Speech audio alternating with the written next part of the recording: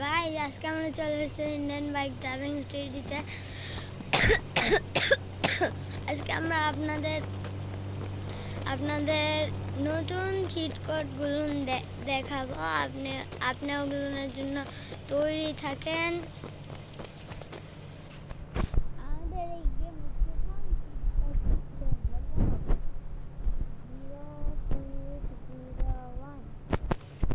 যেটি দিয়ে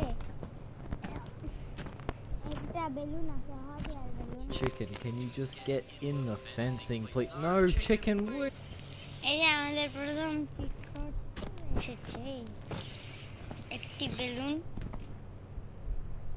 দ্বিতীয় চিট কোড হলো ইউএফও, যেটি 0701।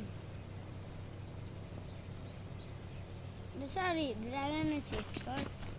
ড্রাগন চলে এসেছে।